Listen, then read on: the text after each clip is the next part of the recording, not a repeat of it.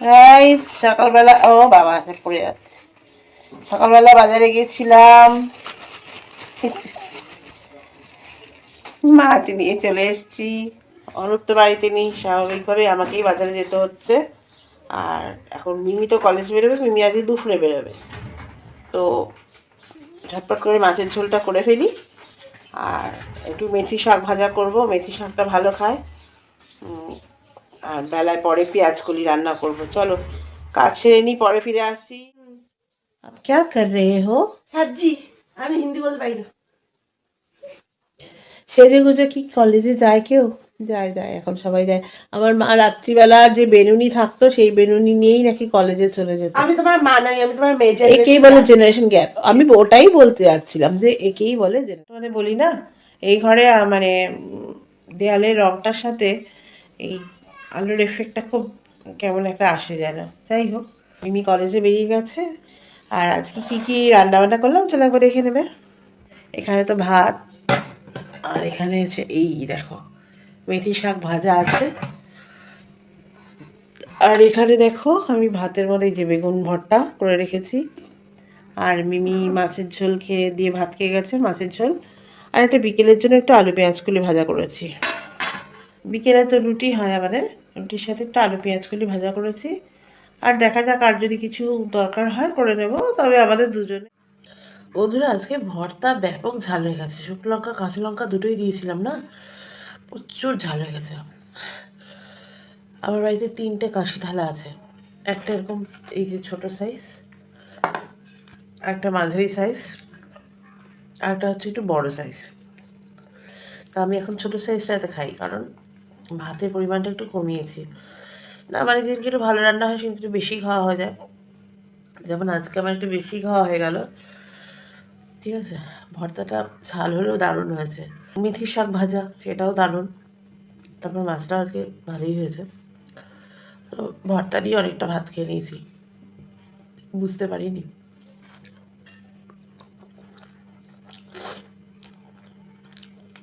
আজকে খাওয়াটা একটু বেশি হয়ে গেল,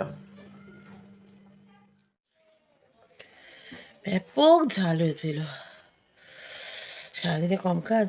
সকালবেলা ঘুম থেকে উঠে প্রথমে হচ্ছে কর দর্শন, তোমরা জানো, করে বিছানা ছেড়ে নামা, নেমে তারপরে ওয়াশরুম যাওয়া, সেখান থেকে দাঁত টাত মেজে মুখ টুক ধুয়ে এসে আগে যদি বেসিনে কোনো বাসন থাকে রাত্রের, থাকে 2-4টে বাসন থেকেই যায়, সেগুলো ধুয়ে ফেলি। তারপরে বাসি ঘর ঝাড় দেওয়া, মোছা, দুয়ারে জল দেওয়া, এসব করে গিয়ে আবার বাথরুমে গিয়ে স্নান টান সেরে এসে অ্যাফার্মেশন আমার পুচুর কাছে যাওয়া, মানে আমার ছোট্ট গপুর কাছে, সকালের যে প্রভুর কাছে প্রার্থনা নাম এগুলো। তারপর হয় টিফিন রান্না, এই সমস্ত সারাদিন। তারপর ঘর পর গোছানো, অনেক কাজ। ঠিক আছে, কটা বছরে অরূপ বাড়িতে থাকতো, তো আমরা দুজনে মিলেমিশে কাজ করতাম। সত্যি কথা বলতে কি, অরূপ বাড়িতে থাকলে না আমার অনেক হেল্প করে দেয়। আমার আনাজ টানাজগুলো অরূপ কেটে দেয়। আনাজ রাধার আমাকে আনাজ কাটতেই হয় না, আনাজ অরূপ কেটে দেয়। মাছ থাকলে তো মাছ কাটিয়েই আনে বেশিরভাগই। আচ্ছা, তারপরে তোমার ঘরের টুকিটাকি কিছু না কিছু করতেই থাকে সারাদিন। সারাদিন বাজার টাজার তো ধরো ওই যায়, ওগুলো ছেড়ে দাও। ভাতটা বসিয়ে দিল, কোনো কোনো সময় চাটা করে দিল, চাটা অনেক সময় চা করে খাওয়ায়। ঠিক আছে, অনেক কাজ। অরূপ বাড়ি থাকলে অনেক কাজ করে দেয় আমার, অনেক অনেক হেল্প করে দেয় আমার। তো যাই হোক, চলো বন্ধুরা, চলে আসলাম খেয়ে দিয়ে। এখন একটু রেস্ট নেবো, আবার একটু বাদে উঠে আমার আরেকবার স্নান। এখন ঠান্ডাটা কমে গেছে, কাজেই গরম জল করে আরেকবার আমাকে স্নান করতে হবে সন্ধ্যাবেলা পুজো দেওয়ার আগে। কদিন করিনি, কিন্তু এখন ঠান্ডাটা কমেছে দেখছি। দেখি কীরকম পরিস্থিতি থাকে, যদি দেখি যে না বেশ ঠান্ডা আছে, তাহলে আর স্নান করবো না। তাহলে জামা কাপড় ছেড়ে হাত পা ভালো করে ধুয়ে এসে তারপরে সন্ধ্যা দেবো, ঠাকুরকে দেবো। ঠিক আছে, চলো। যে না, সন্ধ্যা স্নানটা এক্ষুনি শুরু করা যাবে না, ঠান্ডাটা একটু কমুক। এখন সরস্বতী পুজো অবধি মোটামুটি একটু ঠান্ডা থাকবে।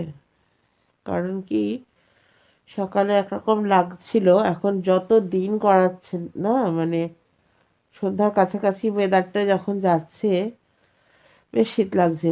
আমি শুয়েছি, বেশ বেশ ঠান্ডা লাগছে। তো